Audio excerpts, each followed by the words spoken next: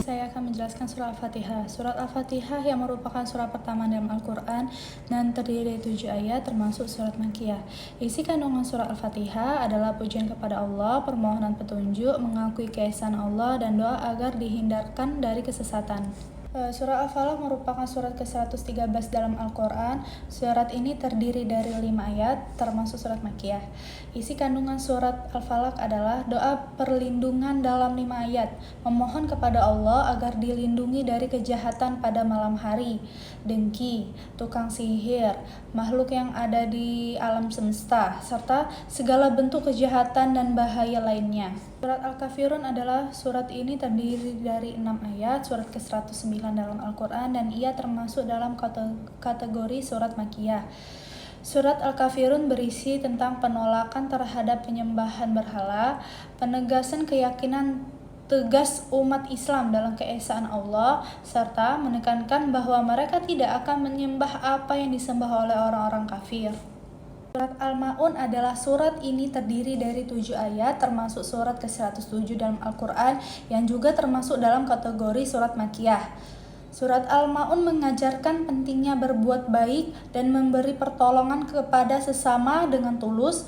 Allah menegur yang tidak melaksanakan kewajiban kecil terhadap sesama dan menekankan bahwa kebaikan yang tulus akan dibalas dengan kebaikan dari Allah SWT. Surat Al-Ikhlas adalah surat ini terdiri dari 4 ayat, termasuk surat ke-112 dalam Al-Quran yang termasuk dalam kategori surat Makkiyah. Surat Al-Ikhlas merangkum konsep keesaan Allah yang murni dan tulus dalam 4 ayat singkatnya, yaitu menegaskan bahwa Allah adalah satu-satunya Tuhan yang tidak beranak dan tidak diperanakkan.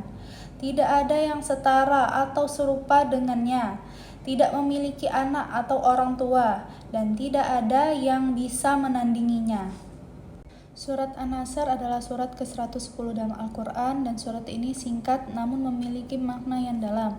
Surat ini terdiri dari 3 ayat dan termasuk dalam kategori surat Madaniyah. Surat An-Nasr merangkum bahwa kemenangan dan pertolongan Allah akan datang, mengajak untuk bersyukur, memuji Allah, dan memohon ampun kepadanya atas nikmat yang diberikan, serta mengingatkan bahwa Allah Maha Pengampun dan Maha Penyayang. Al-Kautsar termasuk surat ke-108 dalam Al-Quran. Surat ini singkat namun memiliki makna yang mendalam. Surat ini terdiri dari 3 ayat, termasuk dalam kategori surat Makkiyah. Surat Al-Kautsar merangkum bahwa Allah memberikan nikmat besar kepada Nabi Muhammad SAW, berupa sungai Al-Kautsar, mengajak untuk bersyukur dan beribadah tulus kepada Allah, serta meningkatkan akan akibat bagaimana mereka yang memusuhi Rasulullah SAW. Surat Al-Fil adalah surat ke-105 dalam Al-Quran. Surat ini terdiri dari 5 ayat. Surat ini membahas tentang kehancuran pasukan gajah yang hendak menyerang Ka'bah di Mekah, yang dikirim oleh Raja Abraham dari Yaman. Surat Al-Fil menceritakan tentang kehancuran pasukan gajah yang hendak menyerang Ka'bah. Sebagai tindakan pembalasan Allah terhadap kezaliman mereka, Allah mengirim burung ababil untuk menggempurkan mereka dengan batu-batu, sehingga tentara gajah hancur dan terhancurkan. Surat At-Tin adalah surat ke-95 dalam Al-Quran. Surat ini terdiri dari 8 ayat, mengandung pesan-pesan moral, spiritual, dan keimanan yang dalam. Surat At-Tin mengajak manusia untuk merenungkan kebesaran Allah dan pentingnya akhlak yang baik serta amalan soleh. Allah menegaskan bahwa manusia diciptakan dalam bentuk yang sebaik-baiknya, dan Dia akan memberikan balasan yang sepadan kepada orang-orang yang beriman dan beramal soleh dengan surga yang penuh kenikmatan. Ayat 11 dalam surat Al-Mujadilah berbicara tentang pemberian kompensasi kepada istri sebagai ganti dari sumpah suami yang ingin membatalkannya. Allah Subhanahu wa Ta'ala menganggap pemberian tersebut sebagai suatu kebajikan yang besar di sisinya. Ayat ini memberikan petunjuk tentang penyelesaian masalah antara suami dan istri dalam konteks sumpah yang diucapkannya. Ayat ke-33 dalam surah Ar-Rahman mengajak manusia dan jin untuk menyadari kebesaran Allah SWT. Allah menegaskan bahwa hanya dengan kekuasaannya lah mereka dapat menembus penjuru langit dan bumi. Jika mereka memiliki kemampuan untuk melakukannya, ayat ini menunjukkan bahwa segala sesuatu tunduk pada kehendak dan kekuasaan Allah SWT. Ayat ke-8 dalam surat An-Nisa mengatur penyelesaian konflik antara dua golongan mukmin yang berperang. Perdamaian harus dicoba terlebih dahulu, namun jika salah satu pihak melanggar kesepakatan, pihak yang terganggu berhak mempertahankan diri. Jika pihak yang melanggar kembali pada ketentuan Allah, maka perdamaian harus dilakukan kembali dengan adil. Allah menyukai orang-orang yang berlaku adil. Ayat 146 surat An-Nisa menyatakan bahwa Allah menerima tobat dengan tulus dan memperbaiki diri. Dia adalah Maha Penerima tobat dan Maha Penyayang terhadap hambanya yang bertaubat dengan sungguh-sungguh. Ayat ini memberikan harapan kepada umat Islam bahwa Allah senantiasa membuka pintu tobat hambanya yang kembali kepadanya dengan sungguh-sungguh. Ayat 153 dalam surat Al-Baqarah mengajarkan umat Islam untuk meminta pertolongan kepada Allah dengan sabar dan konsisten dalam melaksanakan sholat. Allah Subhanahu wa Ta'ala menyatakan bahwa Dia bersama orang-orang yang sabar, memberikan dukungan dalam menghadapi cobaan hidup. Ayat 134 dalam surat Ali Imran mengajarkan bahwa Allah menyukai orang-orang yang menafkahkan hartanya di waktu lapang maupun sempit, menahan amarah, dan memaafkan kesalahan orang lain. Ayat ini menegaskan pentingnya memiliki sifat-sifat mulia dalam menjalani kehidupan sehari-hari. Ke-27 dalam surat Al-Anfal melarang khianat terhadap Allah, Rasul-Nya, dan amanah yang dipercaya kepada kita. Ayat ini menekankan pentingnya menjaga kepercayaan, kejujuran, dan integritas dalam hubungan antar manusia, serta menghindari perilaku khianat yang sangat tercela. Ayat ke-13 dari surat Al-Ahqaf mengingatkan bahwa orang-orang yang mendustakan Allah dan menghalangi orang lain dari jalannya akan merusak usaha mereka sendiri.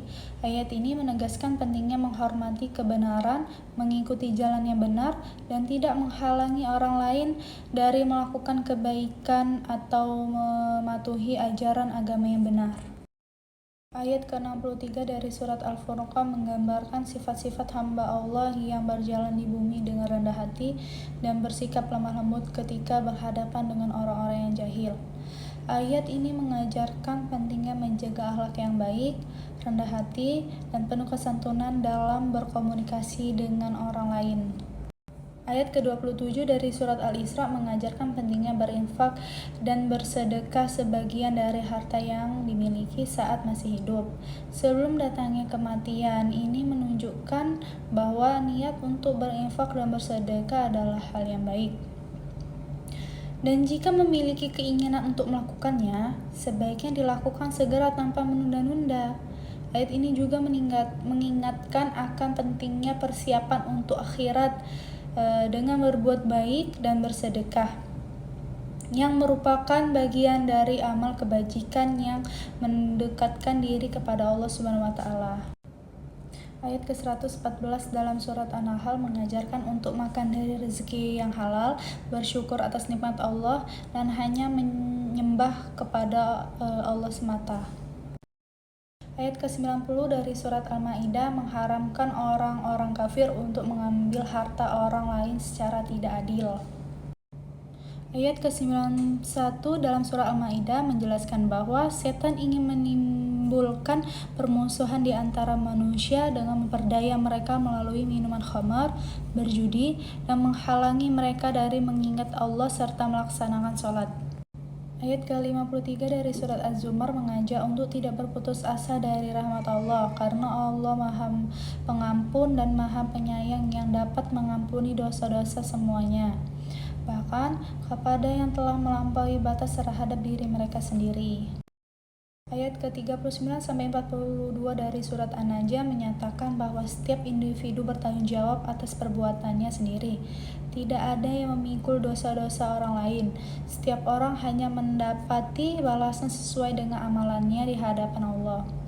Akhirnya, semua urusan berada di tangan Tuhan.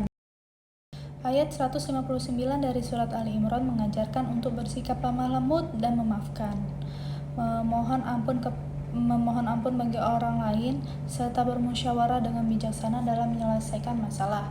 Ayat ini juga menekankan pentingnya bertawakal kepada Allah, karena Allah menyukai orang-orang yang bertawakal. Ayat ke-13 dari surat Al-Hujurat mengajarkan persaudaraan di antara umat manusia tanpa memandang suku atau keturunan. Yang paling mulia di sisi Allah adalah yang paling bertakwa, karena Allah Maha mengetahui dan Maha